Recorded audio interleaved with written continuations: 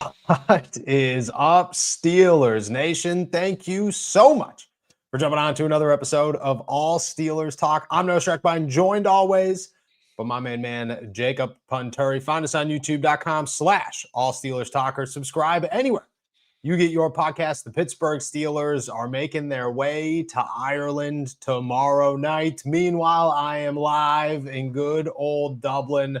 So excited to bring you guys everything that is happening here. Drank a couple of Guinnesses today. Felt like one of the people. I was pretty excited about it. I'm not going to say what they called me, but whatever the word for natural in Dublin is or in Irish is, that's what they called me when they watched me pour a Guinness. I'm just saying. Heard a couple in the background. Meanwhile, the Steelers could be potentially looking for a trade, and the one that they're looking for might surprise you guys, or maybe not anymore, but it would a couple of weeks ago.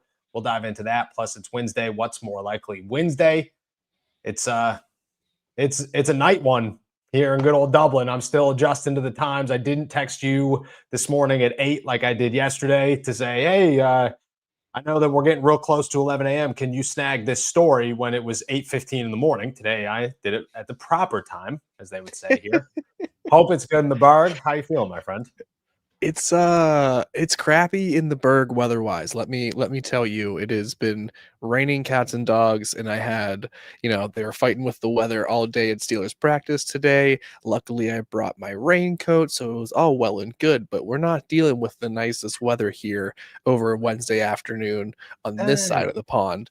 Nonetheless, we're okay because we're another day closer to this crazy game, man. I'm glad that you're doing all right. I'm glad that you haven't hit this the brick wall, so to speak, being overseas. I feel like, day one, you get there, you maybe get a night of sleep, but then you get a little bit further into the journey, you're like, oh my gosh, I am not okay. So I hope you keep hanging in there. We're glad that you're with us, and for you, we just keep it trucking, my dude. We're keeping it trucking. Look, I'm feeling good today, to be honest with you. I slept till yesterday. I was joking with you. I've joked with you and Jack Markowski, our right-hand man for the Pittsburgh Steelers beat, about how, the morning, I'll handle the morning. That'll be easy. I'll be up well before 7 a.m. your guys' time. Woke up this morning at 11 a.m. this time, which is 6 a.m. your guys' time. Went, oh, snap. We're getting real close to this 7 a.m. So we're good. Slept in, feeling good. Going to drink more Guinness after this one for sure. Going to meet a couple of people from the beat. Very excited about it. Feel like I got to live up the Dublin lifestyle, at least somewhat, while I'm out here. So I appreciate it. Sorry that I left the rain, brought the sunshine to Ireland. For those of you that are here, I'm excited that we get a couple of good days of weather. Let's talk some Pittsburgh Steelers football. Dan Graziano today dropped one on the Steelers that I think if you go back to July, June, April, May, last January, last June, last July, 4 weeks ago, would stun a lot of people on the trade market or in trade talks when it comes to the Pittsburgh Steelers. But today kind of feels like, yeah, we know. We got it, bud. We feel the same way. According to Dan Graziano, the Pittsburgh Steelers are likely considering a trade before the deadline. However, in the 4 weeks that they have to make a move, it is not going to be on the offensive side of the ball. Instead, they're looking to make a splash defensively. Again, 4 weeks ago, you're going, yeah, okay, bud. What are you talking about? They need a wide receiver, an entire offensive line. Who knows if Aaron Rodgers is going to work out? They might have to trade a head coach. Who knows?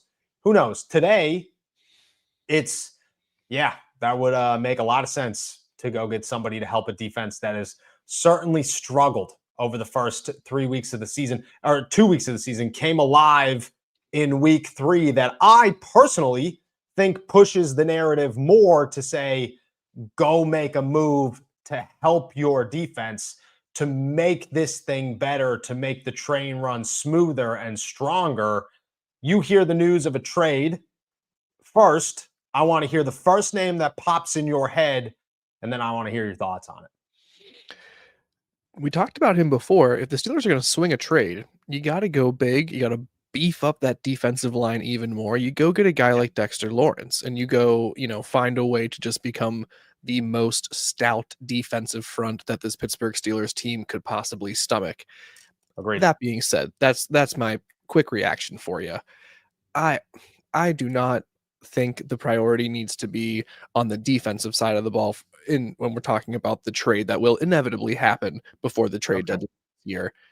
I think if they're going to try to help any side, it needs to be the offensive side of the ball. I think injuries, like healing and getting a full arsenal on the defensive side of the ball is like the main thing standing in between f- one, fully evaluating this group, and two, for them reaching their full potential. I don't think it's so much so adding that extra piece. It was getting Derek Harmon back. It's maybe getting Deshaun Elliott back sooner, Joey Porter Jr. back soon, and seeing what they can all do together. I don't think you have to be aggressive and go out and add another player or playmaker or someone who can create more turnovers. I think Mhm. you need help the offensive side of the ball. So that's my immediate thought back to that is okay, I can throw out a name that makes sense in Dexter Lawrence, but I'm also like, I feel like there's other needs that are better served and more of a priority before the trade deadline. That's that's an interesting. I mean, interesting in the fact that I didn't see it coming. My only thought is when you say that is I don't. It's and this is on me. I don't know who you go after on the offensive side of the ball. Like I don't know who you sit down and go, how do you replace Broderick Jones with somebody who is just on the like? How do you call somebody and say, hey, can we get your left tackle? Is that is that up for grabs? Can we take that guy from you? And then just be like, yeah, that sounds really good. Unless it's a guy like again, like the Miami Dolphins would have been a candidate if Teron Armstead was still available, but he's retired. You're looking at teams that have good ones that are not playing well, like the New York Giants, and maybe you call him and say, what about Andrew Thomas? But Andrew Thomas has a track record of being hurt all the time. And I think that's a risk that you take if you go with that side of the football. I like what you said about, or I'm interested in what you said about the inevitable trade that will happen. Are you certain that the Steelers are going to make a move before week 8 to some capacity? Yeah, yeah. I mean, if nothing more than to just cover my bases, I think Omar Khan is just not a general manager who rests on his laurels, and I think there's going to be some type of player added to this team at some point. Maybe it's just a depth addition, someone who could be on the defensive line. That's maybe again, like I'm not talking about a starter or something, but Yeah. they didn't really need like they needed wide receiver help. They didn't need Mike Williams wide receiver help during the 2024 season, but they made the trade. They needed depth help on defense last year. They didn't need a 4-3 edge rusher. They got Preston Smith last year. Like the Steelers do show me and have shown me that they like to add before the trade deadline under Omar Khan. So I would not be surprised if it happens again before week 8. So yeah, that was more why I used the term inevitable there. That being said, if we're going to play into this a little bit more, if we're going to keep going down this path, it needs to be on the offensive side of the ball, and I'll double down on that. If you feel differently, I'm curious as to why. I mean, I look at it and say, if you're going to make a splash, and I'll make the argument for both because that's how I genuinely feel. I genuinely feel you make a splash on defense because you put all this effort into the defense. The Steelers did everything in their power on both sides of the ball, but they put so much effort into the defense. They put so much effort into saying we have the best defense in the NFL, in sports, at least on paper, and we're going to make it work. And it's starting to work. You're starting to get that. So go clean up everything that you're missing. Go clean up that missing piece. Don't ignore it because you haven't ignored anything yet. So if it's starting to click, and even if it wasn't, it pushes more of an urgency. But the fact that it's starting to work, okay, go add that miss. Don't ignore it. Don't sit around and pull another wide receiver where it's week 8 and you're going, damn it, Mike Williams is the only guy we could go get. We have to go get Mike Williams. Don't do that. Go and make a splash to say we are staying as competitive as everybody else, if not more, and we are trying to win a Super Bowl. Like that's what we're trying to do. That's why I say I'm not into ignoring the defensive side of the ball. I think it makes a lot of sense for the Steelers to say, let's continue this all-in approach and see if we could pull something off.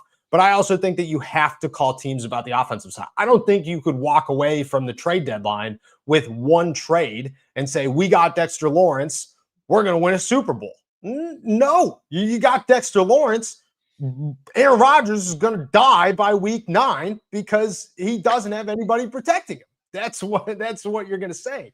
I think you have to call and say who's available at wide receiver, who's available at offensive tackle, and who's available at defensive tackle. And I'm calling any team I can with any of those names out there and seeing who's available, because I think you have to try to make all 3 of those trades. I don't think you could ignore this. And I don't think it should be as narrow as like when we have the conversation, when Dan Graziano had the conversation. It's if the Steelers are going to make a move, it's going to be on defense. No, if the Steelers are going to make a move, it should be on both sides of the ball at the 3 positions that they desperately need a move at. And I think that's where I stand in this is you can't just go out and get Dexter Lawrence. That fixes one side of the football, and the other side of the football is screwed. Like, okay, great. If you could hold a team to under 20 points, you win, unless your offense can't score 20 points, which sometimes they're not going to be able to if Aaron Rodgers goes down. I think you have to go and get, like, I think it's 2. I think you have to make at least 2 trades before week 8, and they have to be impactful. They can't just be Mike Williams and Preston Smith. They have to be guys who make an actual impact on this team. Okay. Now so I think we're more in agreement than I thought before I asked that question. So that's I find that to be, quite reassuring, because yes, there's certainly improvements needed and probably only can be found outside of the organization. So they're going to have to probably make a move at some point. I do really think a trade is going to be inevitable. If they lose this game against the Minnesota Vikings in a sort of decided fashion, like if the defense gets blown out again, another 30-point performance, I think your argument of like, and Graziano's argument of like, they're going to make a splash defense trade holds a lot more weight and becomes way more likely. But if it's just like, if they win, Mike Tomlin's not going to talk about the defense. They're not going to worry about the defense for another week. If they lose and it's because the offense just cannot move the ball once again, looks sort of like a disjointed mess, then it shifts the weight even more so, in my opinion, to them adding to the offensive side of the ball, because how else can you really make this, like, that would be 4 weeks in a row or 3 weeks in a row at that point of the offense being a huge problem and not really finding any sort of progress. And then you have to address it. And that becomes the higher priority, excuse me. I want to run through the trade options for the Steelers, and I want you to tell me in your mind where it puts them. Okay. So where they are now, the baseline is, a winning season, but probably nothing more, right? Is that where you sit in your head, just about? Yeah, I think that's pretty much where they are. Yeah. Okay. Tell me, with each move that I label out here, where they go from if they go anywhere, but where your mindset on this team shifts. Okay. Okay. They trade for a star quality defensive tackle, a Dexter Lawrence type. You could go out there and name probably 2 or 3 of them. But they go out and they get that guy, that crazy big splash defensive tackle trade. And that's the only move they make. That makes them a 12-win team. That makes me feel very confident that they could win a wild card game, but I wouldn't go so far as to say a guarantee. A splash like that, like, again, this defense, I understand, has had its problems, but I mean, you have to hope that they're going to find their way at some point, and adding another star to that would just feel like, doubling down at some point. Something's got to give. So yeah, I think that would propel them forward significantly. Okay. The Steelers make a lower end defensive tackle trade, a DaQuan Jones from the Bills, somebody that's in their 30s, probably an upgrade at nose tackle from Keanu Benton, but nothing significant. Just a Preston Smith level signing at the deadline. That's all they do. Does nothing in my mind. It doesn't even move the baseline an inch. It's just the same. It's like swapping out DeMarvin Leal at that point. Like, why? Okay. All right. I like it. The Pittsburgh Steelers make a Dexter Lawrence level move, and then they go get a tackle that probably isn't going to start over Broderick Jones, but if Broderick continues to suck, they have to make the move. But it is not, you're changing Broderick Jones for I couldn't even come up with a name. You know what I mean? Like you're benching Chooks for Broderick. That's essentially what you're doing in this move. That's where you're going with this one. A below Broderick trade, but you went out and you got a left tackle that you feel confident in. It does as little for me as, the minor addition on the defensive side of the ball. It does nothing, because at that point, just throw Andrew's Pete out there, see if he's worth his salt in any sort of capacity. Like you might, if Broderick Jones is that bad, if Aaron Rodgers' pocket is so collapsed every single drop back that you have no other choice but to turn to someone, like things are dire. I don't see how putting in just someone and switching things up at that point would make things worse. It might not make things better, but what you're doing for, 4, 5, 6, 7 weeks, whatever the timeline is that Broderick Jones is still the starting left tackle. Like if it still looks so bad, I don't know how just switching it up or making a change or going in a different direction is going to continue to make it worse. Okay. The Steelers trade for a DeQuan Jones defensive tackle, somebody that could help Keanu Benton fill that role when needed. And they go out and they get a stud wide receiver, a Romeo Dobbs, a Tyreek Hill. They go out and they make that wide receiver move to get somebody else in there. Those are the two moves that the Steelers make at the trade deadline. Oof. I don't feel necessarily encouraged. I think it's helpful, but that still feels very similar to the previous two scenarios as well. Like I maybe I'm just believing too much in Calvin Austin the third, and maybe, but Aaron Rodgers talked about him again today after practice. Like he goes to him in the New England Patriots game at a critical time for that game-winning touchdown. Like there's some trust being built there, and I think Calvin Austin, while he's not been perfect, like has he been the worst part of the receiving game? No. Not at all. Like DK Metcalf can barely get the ball when they want to get it to him. He hasn't, he's had a couple of drops. The tight ends are hardly involved at all. Like nothing about the passing game feels very elite or feels anything close to it. So to say that putting, Romeo Dobbs in there is a significant improvement and really takes them over the hump come playoff time, I don't buy that at all. It would be nice to have. I'd love to have, DK Metcalf, Romeo Dobbs, and Calvin Austin the third as like the three go-to guys, but the same problem still exists in that scenario where like, how do they spread the ball out effectively and continue to score? They probably won't. Okay. The Steelers say F it. This is a Super Bowl or bust. We're doing this. Omar says, whatever, brother. I don't care what you got to take it all. Dexter Lawrence and Andrew Thomas make their way to Pittsburgh in a wild trade with the Giants. Russ is done cooking, and Jackson Dart is following him right out of the kitchen in burning fashion. And then they say, hey, Green Bay, Jaden Reed's going to come back at some point. Or, hey, Miami, whatever, give us Tyreek Hill, doesn't matter. The Steelers pull it all off. They get a Dexter Lawrence, Andrew Thomas type, and then they go out and they get that wide receiver to say, we're ready. Tight end offense? Not in this house anymore. No chance, brother. That now we're cooking with gas, so to speak. Like this, there's no, I don't know how that happens. I don't have some secret formula to acquiring these studs on both sides of the ball, but like 13 draft picks. Yeah, you give up the entire farm, you mortgage the future forever. Yeah. What I don't know, and I wouldn't agree with that scenario either. But that's it happens.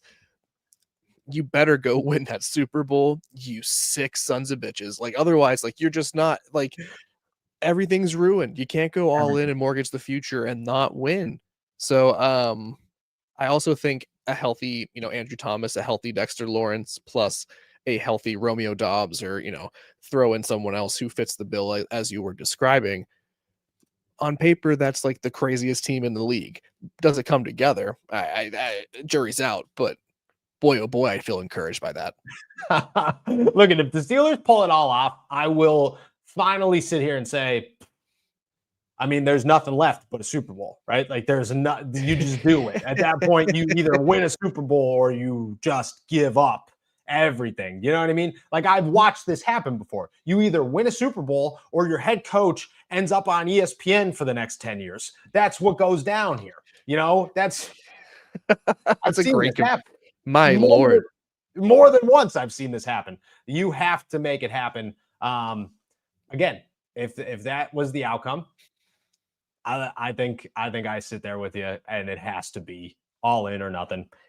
And I think I'd prioritize them as a Super Bowl team, especially if the NFL remained as drunk as it is, because it's hammered right now. The NFL is the guy that was at the Guinness factory for a little bit too long. You know what I mean? He's like, they call me Mr. Natural.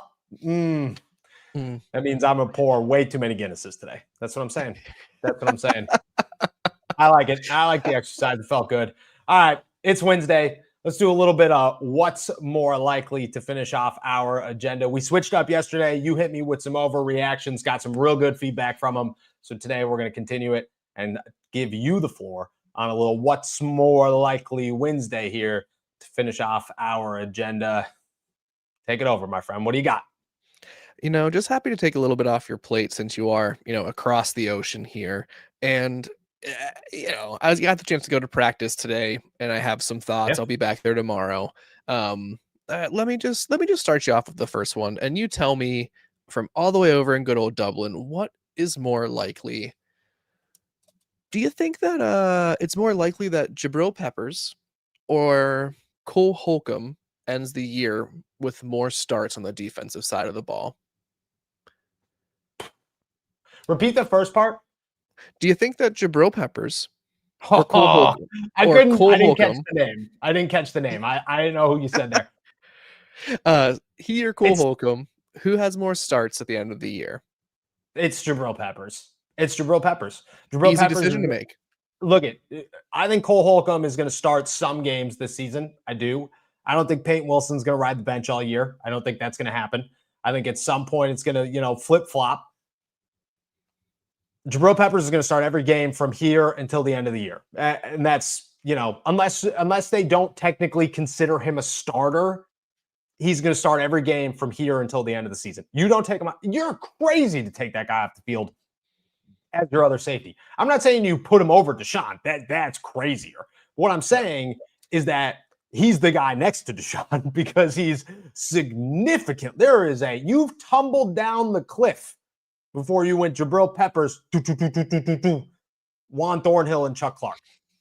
So it's Jabril Peppers. I think Cole Holcomb's going to play a significant amount. I think he's also going to start a handful of games this season, but I don't think they've removed Peyton Wilson from the starting lineup. I think he's still there. I do think Jabril Peppers is the only safety next to Deshaun Elliott that's going to start for the rest of the year.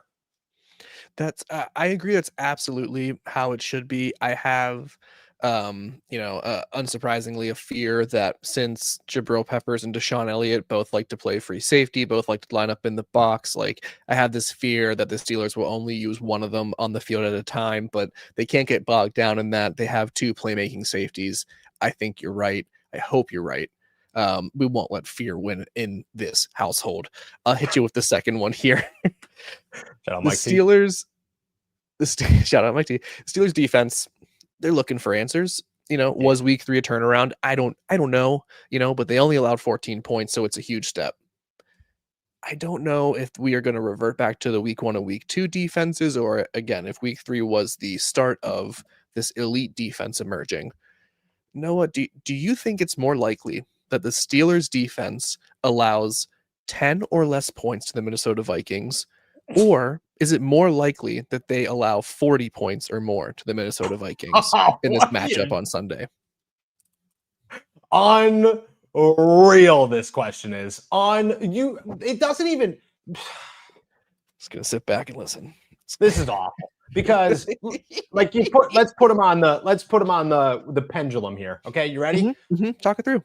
Kevin O'Connell, the 40 points. Carson Wentz, sorry, pal. I don't think he's going to score 40 again. The 10 points. Jordan Addison's return, 40 points. Losing Aaron Jones, 10 points. Steelers defense finally clicking, 10 points again. Steelers defense the first 2 weeks of the season, 40 points. It is just brutal. Brutal. That is a wild, wild scenario either way. I think what's more likely, Evil I think laugh. what's more likely is that I hate that I'm saying this, but even Ben Roethlisberger said he thinks that the Vikings are going to outcoach them. I think what's more likely is the Steelers give up 40 points, and this is a brutal showing. But I think both of these are I think both of these are crazy. Like I think either one of these is such an outrageous thing to happen. But if you ask me what's more likely, which is what you're asking me, I can't. I just Kevin O'Connell's offenses don't. I watched Josh Dobbs score points, brother. Josh Dobbs. I mean but he's like the most intelligent football player maybe to ever play. The man's Doesn't like an mean he's good. astronaut.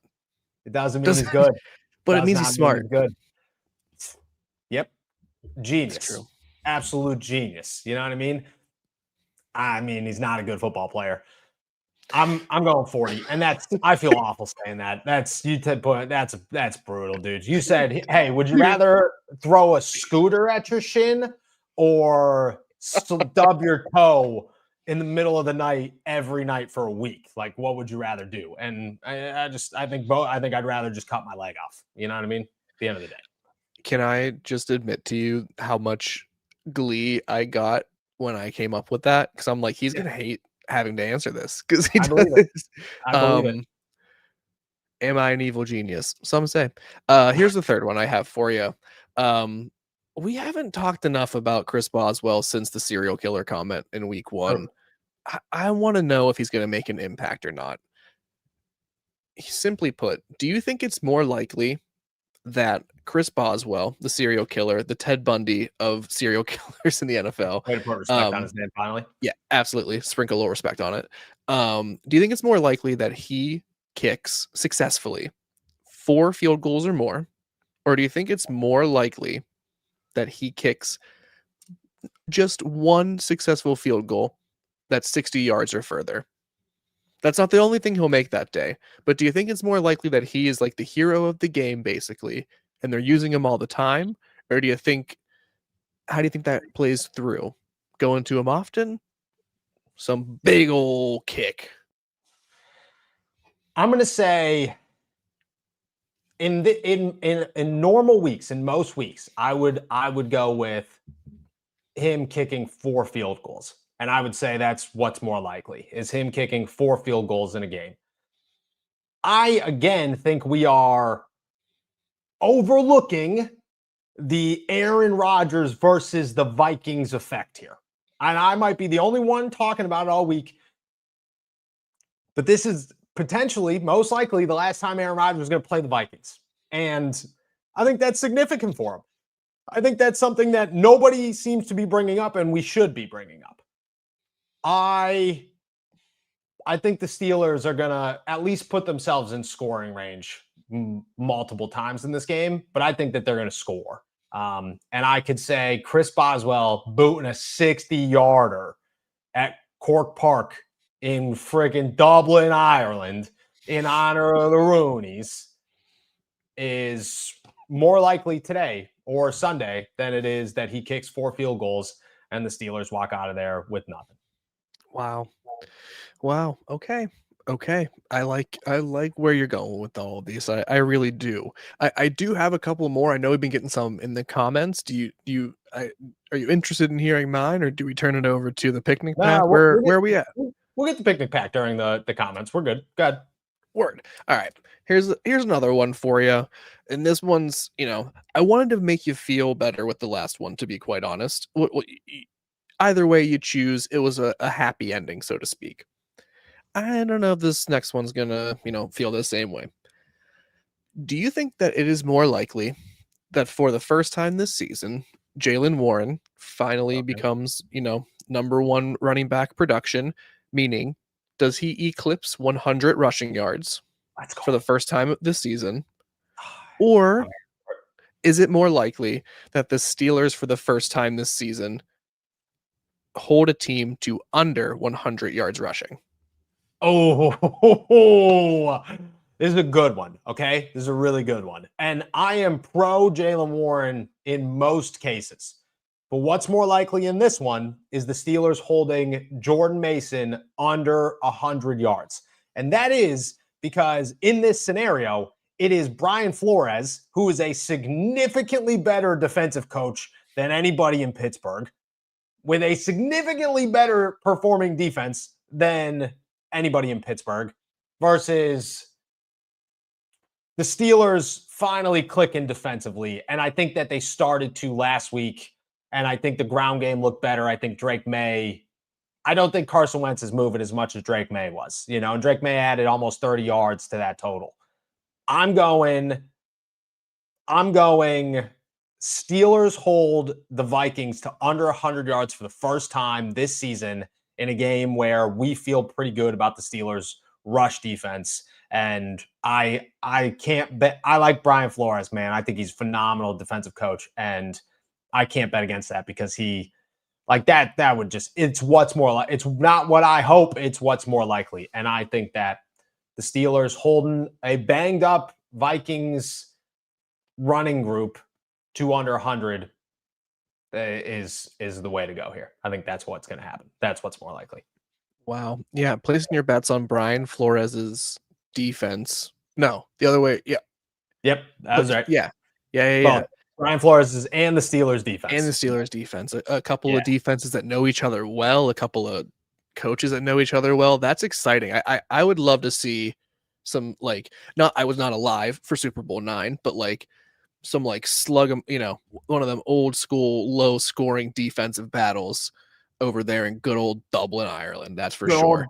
Dublin, Ireland. I love to see it. All right, brother. I appreciate the 4-pack there, and we'll get to everybody's in the comments here in a moment. But first, we're going to take a quick break. Hear a word from our boys over at DraftKings. On the other side of it, we'll start diving into all your questions. We'll be right back. What's up, AST Nation? I've teamed up with DraftKings. The next great touchdown is coming. You can bet on it. And the best way to do so is through DraftKings Sportsbook, where new customers who bet just $5 get $200 in bonus bets instantly. Love the thrill of live betting? DraftKings has got you covered. Bet live on in-progress games right as they happen. Then use your bonus bets to stay in on the action with DraftKings same-game parlays for a shot at an even bigger payout. And don't worry, if sports betting is not yet available in your state, you're fine. You can still join in on all of the fun with DraftKings daily fantasy sports and have the shot to win cash prizes. New customers bet $5. That's $5 to get $200 in bonus bets instantly. Sign up using my promo code ALLSteelers and get in on the action today. Only at DraftKings Sportsbook.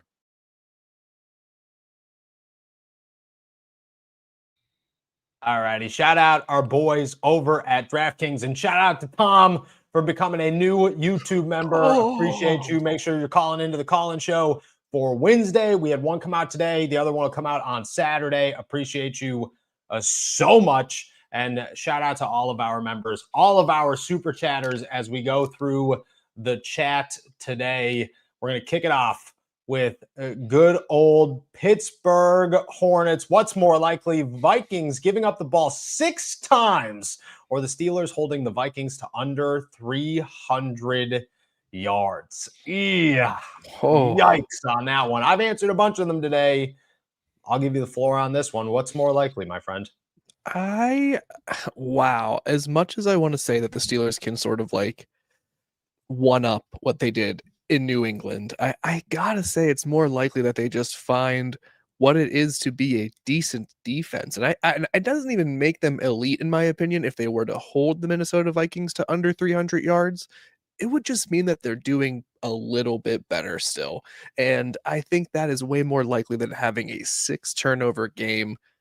I said last week that, I forget, I know there was a number and I said it was unlikely that they exceeded like 4 or something when we were talking about something similar, but I think it would be crazy for them to produce that many again.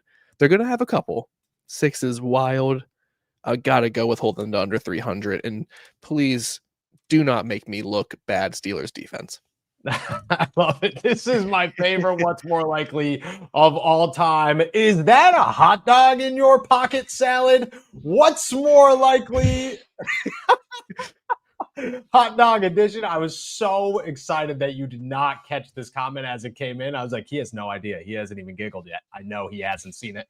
The Steelers hold the Vikings to less than 100 yards, rushing yards, or that Jacob has a hot dog in his pocket. God, I would, if I pulled out a hot dog right now, I would be the coolest guy ever. And I don't have a hot. I'm sorry, I don't have one. So it is unfortunately, I guess, by process of elimination, it's more likely that the Steelers hold the Vikings to less than 100 rushing yards. I love it. I love it. All I got is butter biscuits because they're freaking phenomenal, my friend. Look how big these bad boys are. You're telling me after 42 Guinnesses that this is not what you want to eat coming home? I mean, what are we even doing here? That is all that was in my pocket today. Did they have like oh man, let me look it up. Well, I don't want to just stall. Well, there's a candy over there that you gotta try if you haven't yet. I'm gonna find it real quick whenever you read the next question. All right, shout out to that. Smootest Buddhist, what's more likely, the Steelers win or they lose?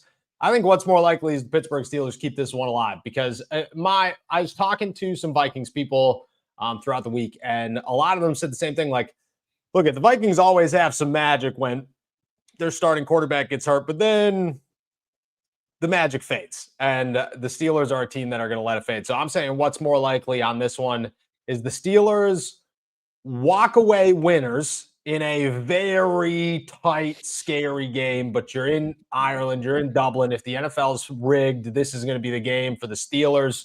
I just feel like what's more likely is the Steelers walk away winners in this one. All right, you got it?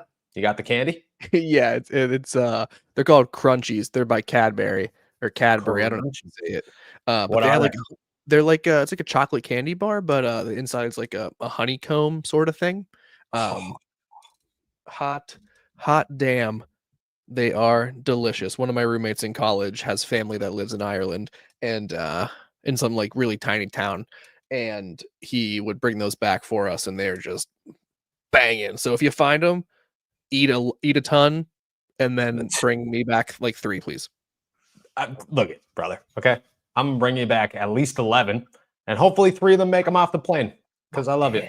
Thank Bernard you. Nixon, I feel like PFF hates A-Rod. PFF hates the Steelers in general. That's what I've learned over the years, is that there are a few people, Colin Collinsworth, Chris Collinsworth, PFF probably lead the pack, Colin Coward, that just like hate the Steelers.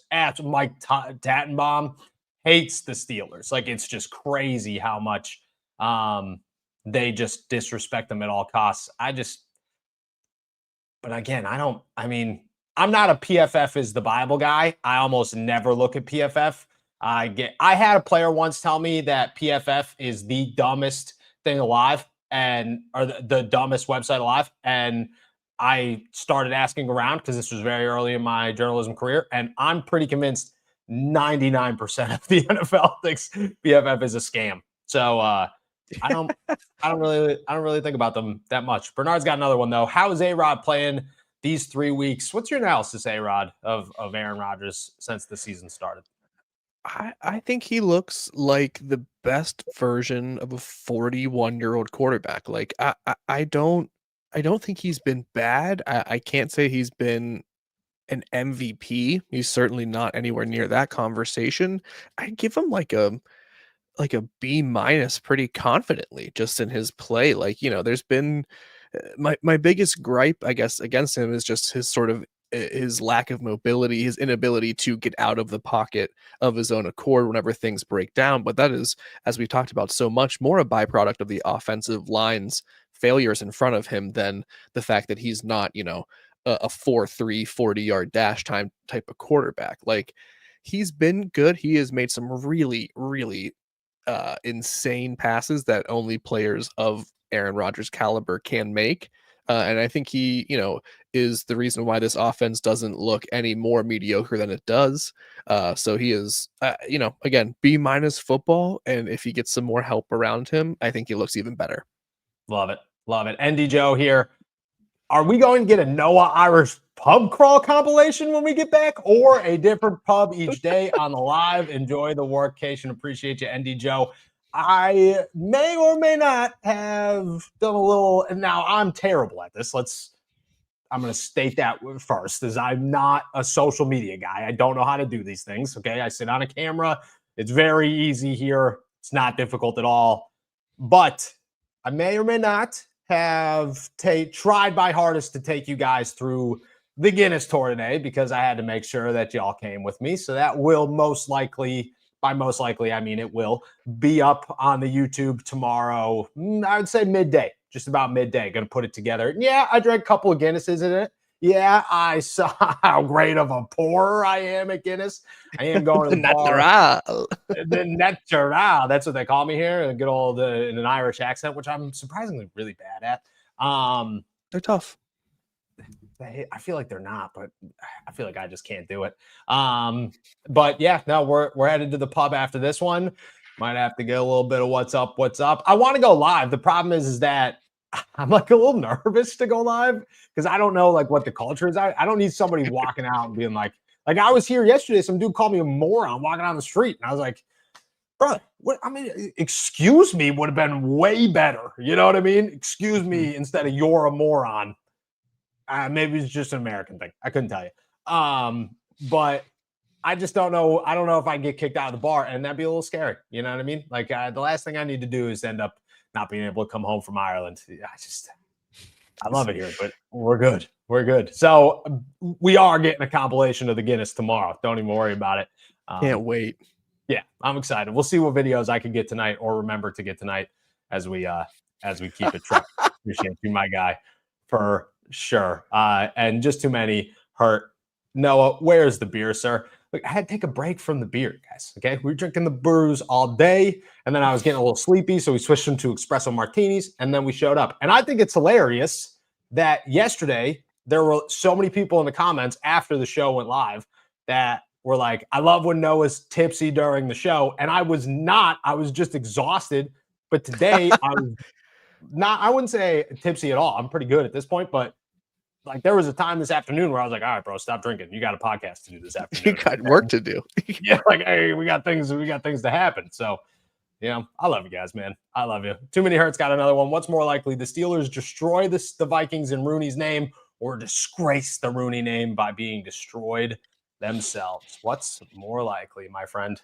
Oof. It is more likely that they vanquish the Vikings into the netherworld in the Rooney name than disgrace it, because more than anything, the NFL script writers would absolutely not allow one of their founding fathers, one of the most important families in the entire league, to be embarrassed on an international level. There's no way that happens. There is a much higher chance in this Jacob's humble opinion that the Steelers just, plant a flag in the Vikings, so to speak, with the big old face of the Rooneys. I agree. I think that in games like this, the Mike Tomlin effect is real. And I could be proven wrong. I hope that he doesn't prove me wrong, but I think this is when you get that like Mike T, like, oh, okay, it's the moment's not too big. It's like perfectly big enough for him to like give some crazy speech and get these guys fired up for, no reason at all. And I think that's big. Pittsburgh Hornets. What's more likely, Steelers get 40 or Noah drinks 40 Guinnesses from now until the game starts? I mean, that's a lot of time, brother. Yeah, that's 4 days. It's what's that? Thursday, Friday, Saturday. I can't drink on Sunday. Can't drink on Sunday. 3 games. 12 Guinnesses a day, doable, very doable, very doable. I would say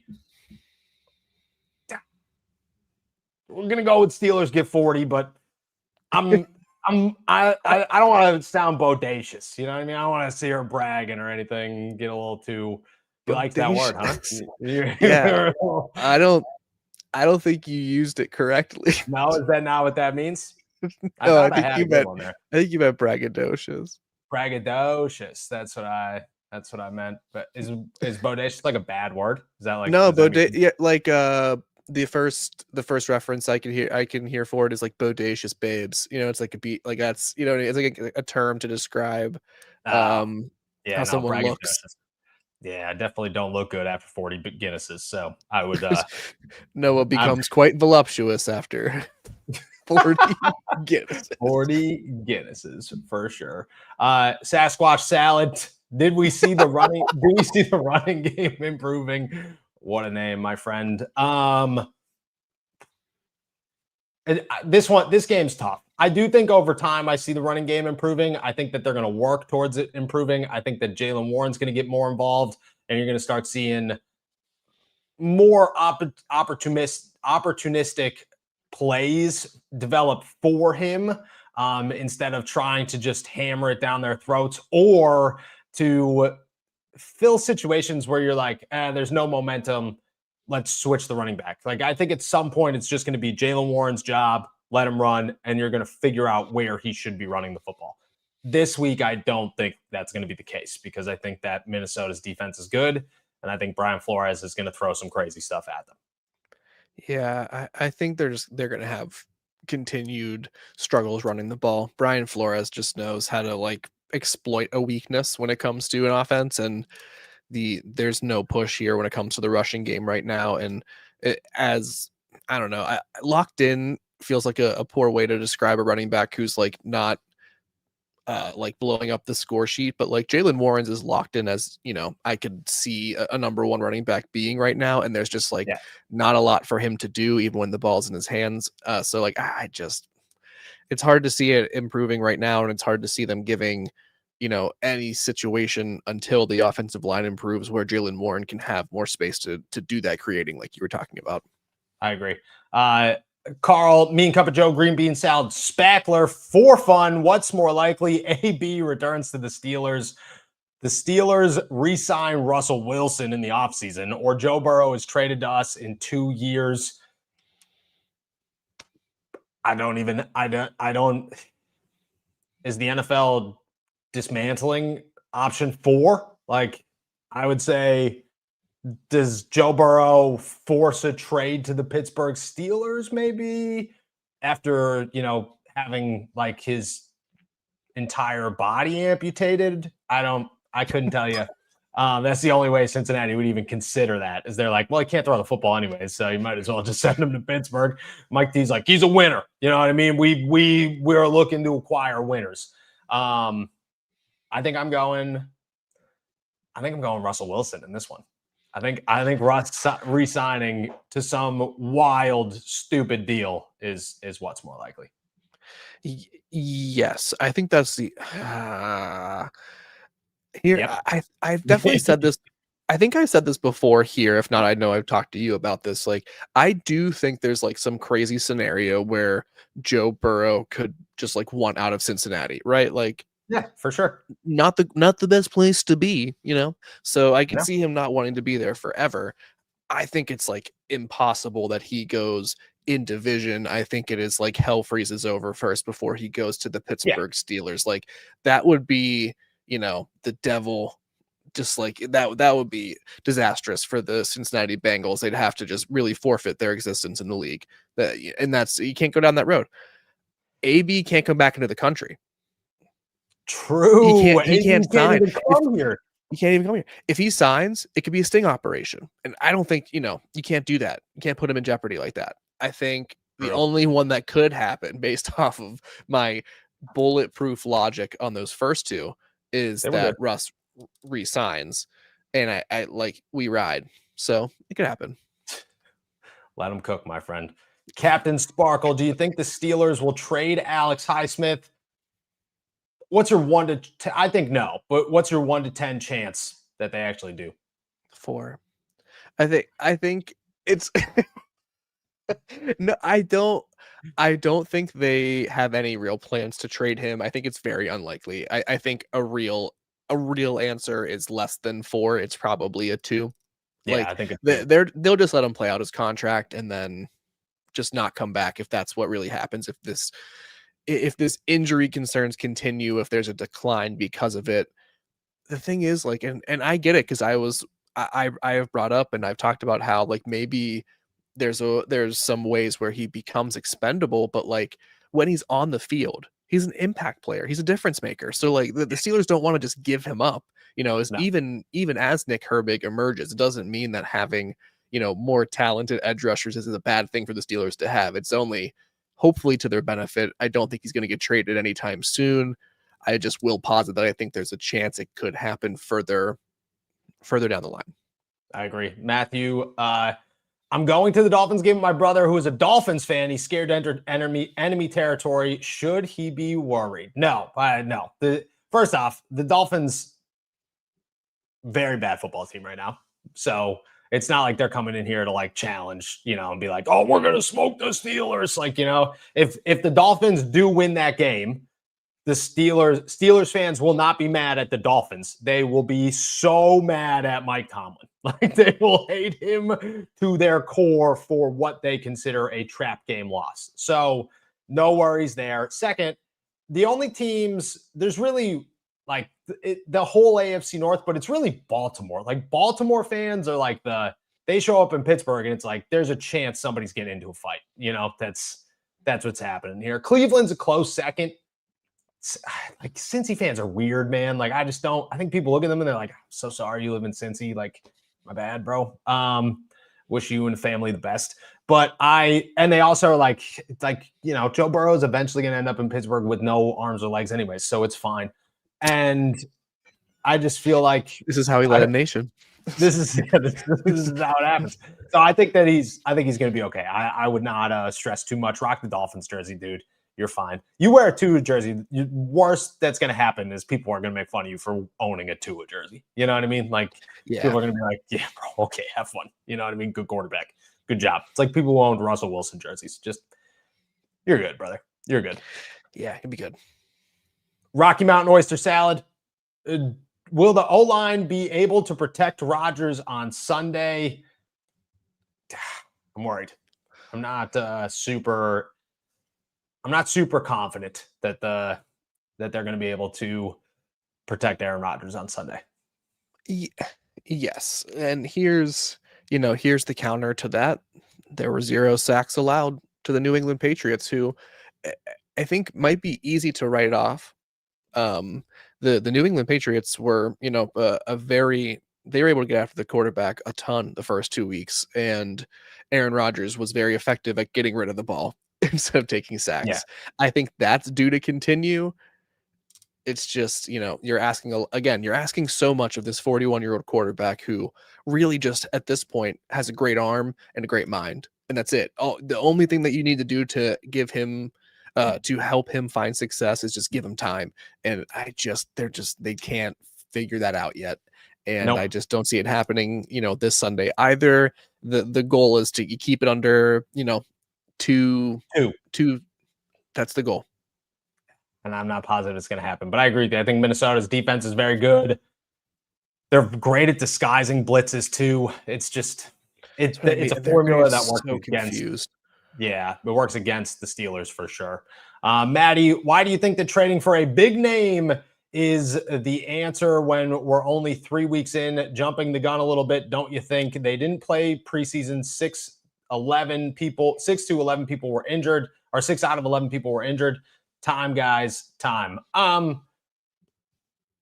think that you only got 4 weeks left, before you could do it. And I'm all about improving. So I think my simple answer is, I think some areas are time, and I think some areas you see pretty quickly like, oh yeah, that doesn't look good. And I feel right now that the Steelers could very much so use an upgrade at offensive line and on the defensive line. And I don't think the next 4 weeks are going to change my mind there, unless Broderick Jones becomes ridiculous, which at that point, then you got to replace Vatanu, I guess, because the other side isn't looking good either. Yeah. I just, it's not about the big name. Like, I don't really think that's at all a requirement or a prerequisite to finding solutions. But like, I just don't agree. Like, they this team has 3 million collective years in the NFL on defense, and like you're telling me that they need a month to ramp up how good they play. I don't buy it. Like it's not. Yep. I understand gelling takes time. I even understand a little bit more like Aaron Rodgers, who is such an individual. He is such a unique quarterback and he plays such a specific way. And it's so many, I understand even giving that a little bit more time to gel. But like Jalen Ramsey doesn't need more time to become Jalen Ramsey. Like it's either you use him correctly or not. Like Keanu Benton doesn't need more time to get adjusted to being a nose tackle. He just shouldn't be a nose tackle. Like No. the linebackers not being good in the run defense is not necessarily a lack of chemistry or communication. It might just be a lack of execution. So like I don't think a big name is what solves it, but I think what is very clear, despite the call for patience here, is that they don't necessarily have all of the answers within that 53-man roster and on their practice squad. So you just can't waste time. You have to be aggressive if that's the case. Yep. Just too many hurt at practice. Will the Steelers honor Rooney with a shamrock on the uniform? I'm honestly not sure. I haven't heard anything yet. I would imagine in some way they do honor Art Rooney. Or Dan Rooney, excuse me. So I do think that it's going to happen. I'm not totally sure how yet, though. I haven't heard anything. The Steelers have kept things pretty tight-knit. So maybe tomorrow or the day after they'll make some announcement. Matthew, when Minkah was traded to Pittsburgh, I bought my brother his Dolphins jersey, so he'll be rocking that while I've been rocking the Steelers Minkah jersey. That's actually sick. And I think a lot of people, once they hear the story, are going to be like, that's actually pretty dope. So you guys got to get a good picture. You know what I mean? That'd be dope. Luckily, unfortunately for you, you got the way worse number than when he was in Miami. So 39 is as ugly as it gets. So shout out. But that's sick. I hope you guys have a good time for sure. For sure. Deb Sack Snack Salad. Whew. What's more likely? The defense scores 14 points or Aaron Rodgers throws 4 touchdowns? The defense scores 14 points. Aaron Rodgers throwing 4 touchdowns. That's a big ask for your defense. For Is that sure. what? Am I reading that right? Yeah. What's more? Defense scores 14 points. 2 pick sixes, 2 fumble recoveries. Taken to the house. Some combination of those plays, like because I don't count special teams. Like if they block a punt, like that's a special teams touchdown. And I hate to be nitpicky towards Deb Sack. No, I agree. That's how Sue sees that. And I think it would be a little bit better if, for the Steelers as a whole, if Aaron Rodgers throws 4 touchdowns and the offense looks better as a whole there than the defense having to do all the work yet again in a victory. Yeah, I agree very much so. Ham Sandwich, how confident are we that Joey Porter Jr. and Deshaun Elliott play this week and play well at that? You were at practice today. What's your thoughts? Who's going to be on the field? Who's not going to be on the field? I think it's probably more likely that Elliott plays of the two. I think they're both trending back great, and they were involved in they're limited participants, I think, in the injury report today. They're certainly trending. I think Elliott has a chance to play, and I think the moment he steps back onto the field, he'll play well and have an instant impact. Again, I'm like chomping at the bit to see how he and Jabril Peppers can coexist is like the dramatic word, but be on the field at the same time making an impact. Joey Porter Jr., I feel like they're being extra cautious because it's a hamstring injury, and it is, the slightest aggravation makes this another 3 to 4 week setback. Whereas, the Steelers just watched Derek Harmon come back from an MCL sprain in 3-4 weeks, and then here's Deshaun Elliott basically following that same timeline. So he should be fairly healed. Contrarily with hamstrings, they do seem to linger and be more of an issue. So I could see him being deployed a little bit cautiously once he does come back, Joey Porter Jr. Whereas Deshaun Elliott, he hits the field on Sunday, for example, against the Minnesota Vikings. He's just going to be, the governor's been taken off, and he is just the starting safety once again. You love to see that because I think Elliott's impact is so significant right now. And I think what we learned over the last 2 weeks is he means a lot to this defense. Cody, Is the bad offensive line going to bring out Canada's playbook? I don't think anybody in the NFL could ever go back down to what that was. So shout out to Matty C, man. I hope he's doing well wherever he is. Great comment. Mark, offense gets 100 times better with Jones off the left tackle. I mean, huge claim. It depends on who they replace him with, you know, and I just right now don't think they have anybody to replace him with. But like, you know, you can upgrade the left tackle. I think for one, people will realize the offense as a whole is not that great. The offensive line as a whole is not that great, but I do think that I agree a little bit on this, that, you know, Broderick you do get better if you replace your left tackle with a better left tackle.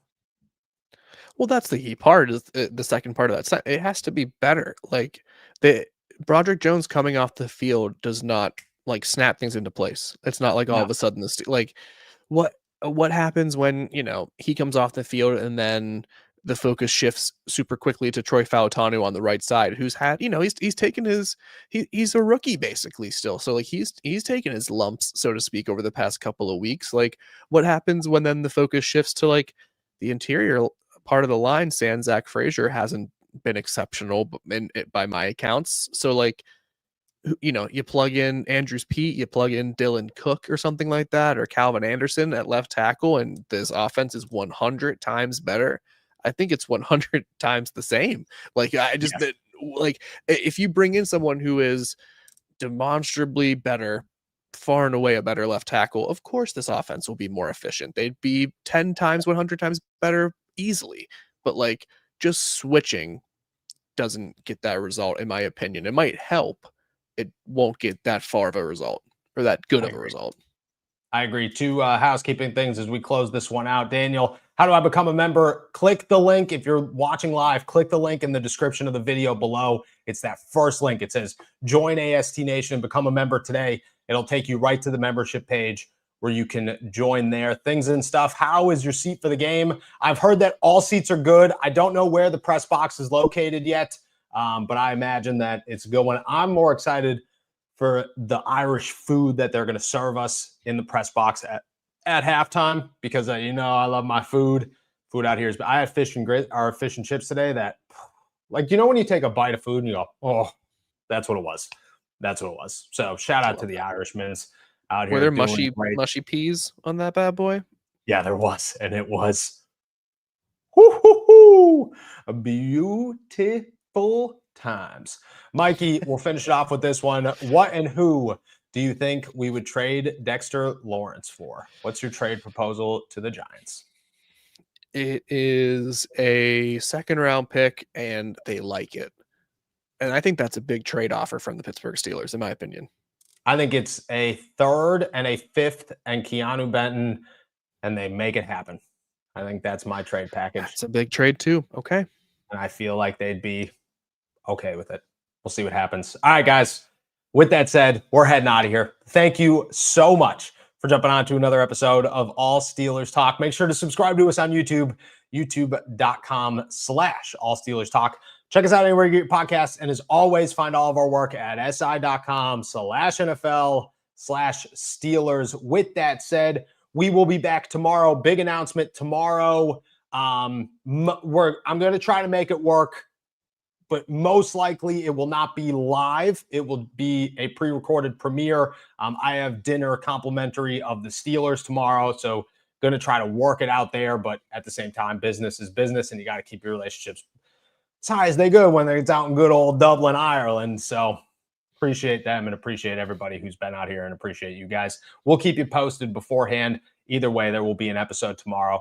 Until then, enjoy another beautiful day in the Burg.